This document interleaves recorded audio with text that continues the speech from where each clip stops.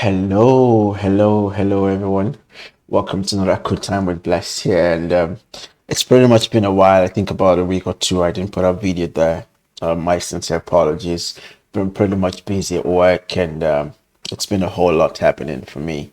Also moved to a different apartment, so still trying to set up, and it's still a beat everywhere. So my apologies. Well, today we'll be recording the third video in the Burp Suite series, which is started.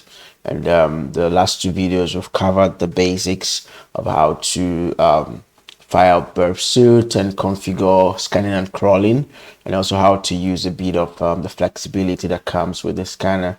But today we'll be focusing on vulnerability scanning using Burp Suite. Now, as there are several ways you can actually achieve the same task, what we're doing today will be leveraging on the previous point we stopped at, save the project. So right here in Burp Suite that is loaded already, if I go into the targets, we can see that we still have this target here. We can see the reds indicating that these are it's got vulnerability. So what we're going to do is we're going to just scan these targets using the Burp Suite scanner. Now this is only going to work if you have the pro version. So if I right click on this, I can click on scan here. Now I can as well do this either by the proxy intercepted URL, or I can even go into the HTTP history and still do the same thing here. Any of them works. So we're just going to go on the targets, click on this, then we'll click on scan. Now we can add to a task if we have a task already running.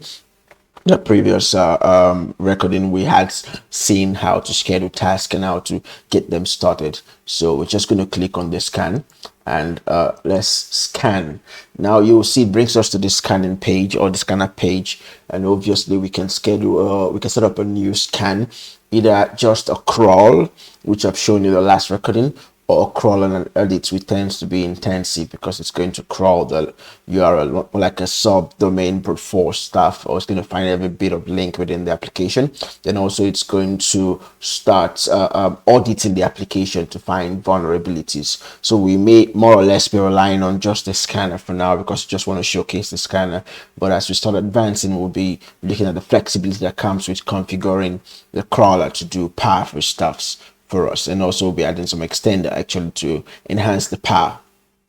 Okay, so now that we have this dashboard, remember we just want to scan. We can do any of this, but to scan I'll just click on audit selected items. So if you look at that, when I click on it, I can either add a task or I can create a new task, but I'm going to be creating a new task. So it's going to start from the root of this web application, and every link that has been seen by the crawler previously, it's actually pointing all that within the scope of this scan.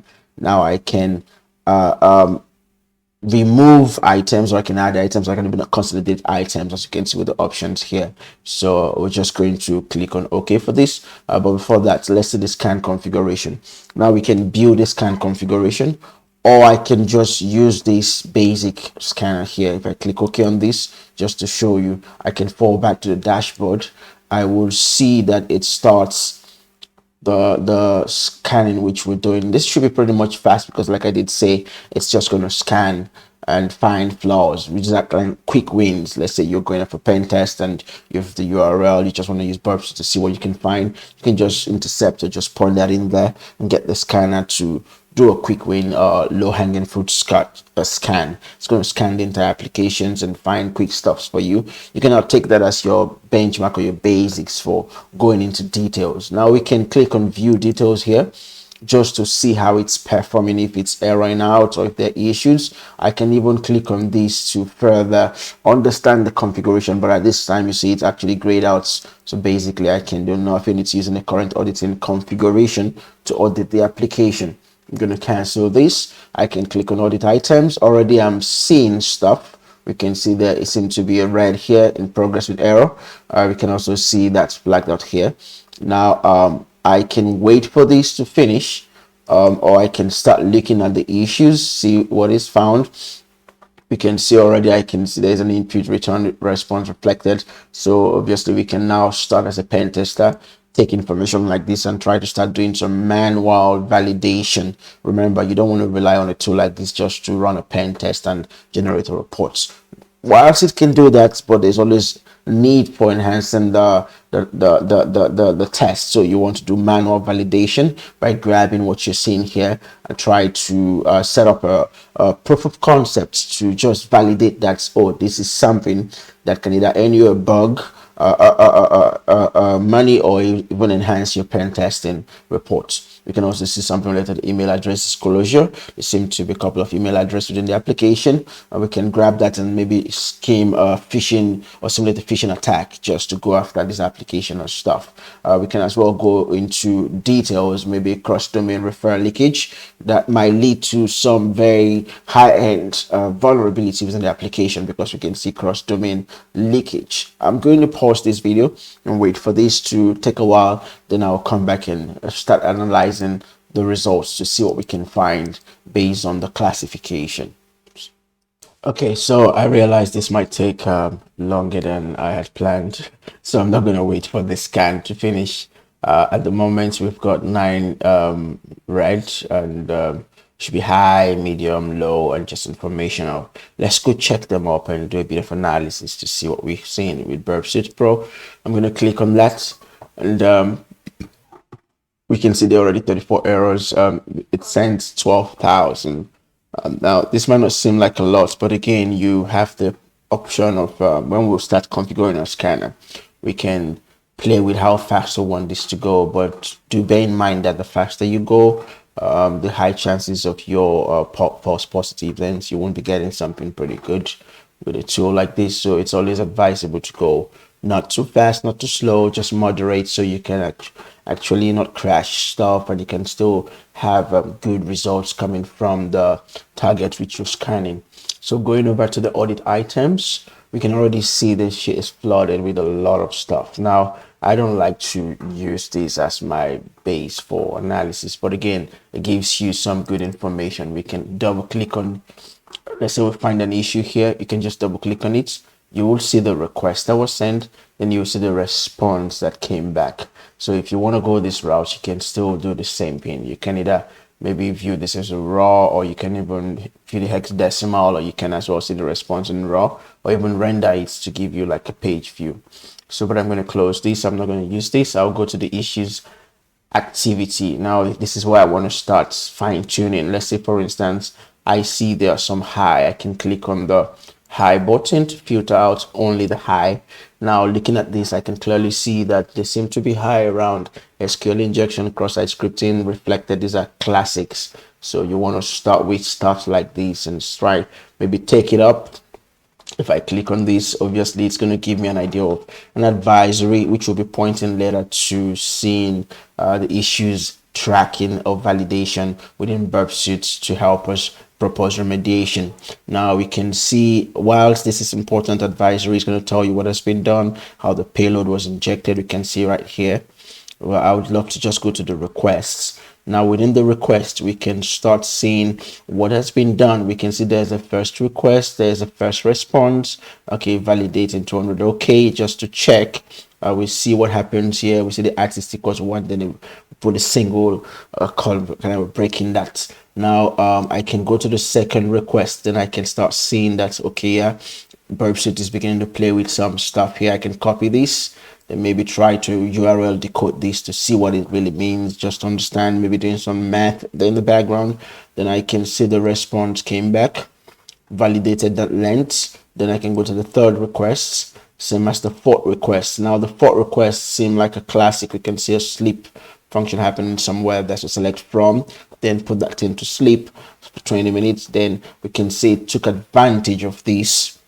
And if we go to the response, we can clearly see that this actually ran successfully. I'm not going to go into analysis or detailed into the result at the moment, because when we start going into proper validation demo, we'll be seeing how we can interpret the request and the response. Just to give you the sterling introduction, we can see obviously, yes, the injection happened right here within the list product page at the artist. Then we can see the SQL classic that was injected here, and I'm sure this actually had the delay timer, If we want to replay this, we can send this request over to like a repeater and try to see how it behaves within the repeater. But like I did say, we will do all this with time.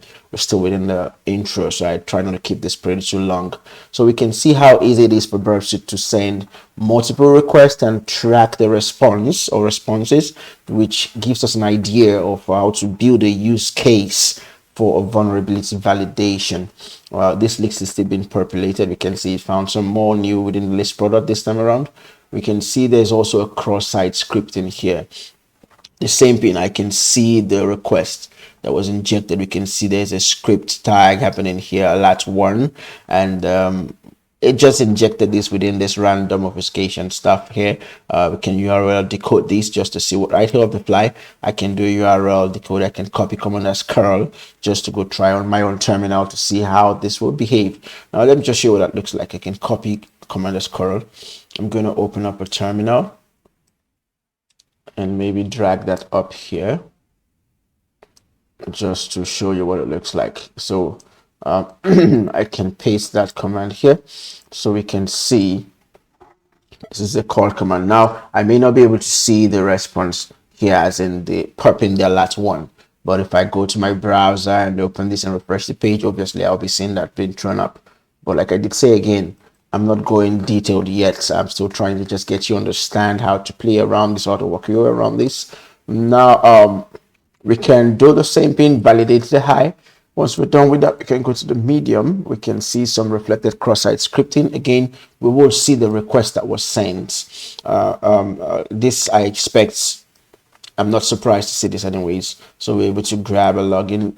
Probably we're injecting within the token, the cookie part here. We see the parameter has been passed. There is a URL encoding happening here, but we can see the scripts lat1 right there, which we'll be covering as we proceed with time. But just keep that in mind that we can see the response. Again, if I render this in the browser, we'll be able to see it perping out stuff right there for us. Okay, so I'm going to check on the low.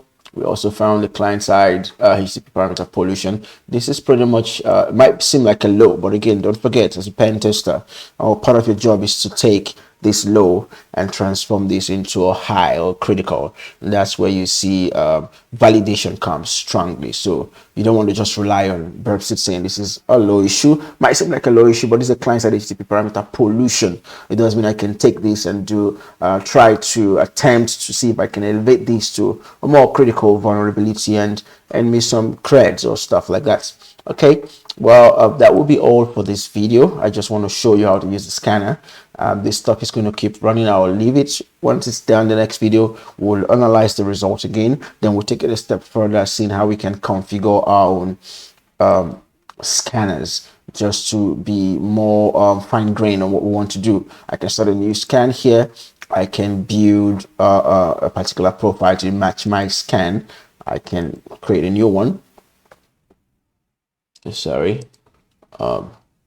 yeah, just keep this just to show you what it looks like. Colon audits. Okay, I can paste the URL here. If I've got a URL, then I can try to set this up using a new one. At the moment, I can either configure a crawling or auditing profile. Now this is where you go fine grain, start setting stuff up based on what you want and what you don't want. We'll cover this in the next recording to show you how that stuff works. But quickly, before I close this video, I think I can close it at 15. If I click on this again, just to show you something, pretty much before I go, now I can take this advisory and track it all the way, because Burp Suite is pretty unique in the sense that you can take something like this and go track more detailed advisory. You can see references, you can see vulnerability classification using the CWE, and also you can get a CVSS scoring for this vulnerability. But not just this. What I wanted to show you is within Burp Suite, I have the option to, I'm just going to go into issues definition here. So we can take like an SQL injection, the one we saw, and try to understand details. Then we can see Burp Suite gives us some detailed remediation attempt to get this things fixed. Now this is another unique I find in Burp Suite comes really handy when I'm actually doing active engagement. But I guess you should check this up on your own. In the next recording, we will take up the results and start doing some deep dive analysis and also configuring our scanners. Thank you for your time, and I hope you enjoy this content. Please, if you do, like and subscribe, turn on the notification button so you can get something fresh coming from us. And I will see you in the next recording. I will try to keep up with one video, or at least one a week. I hope I'm able to do that with my busy schedule. All right, peace.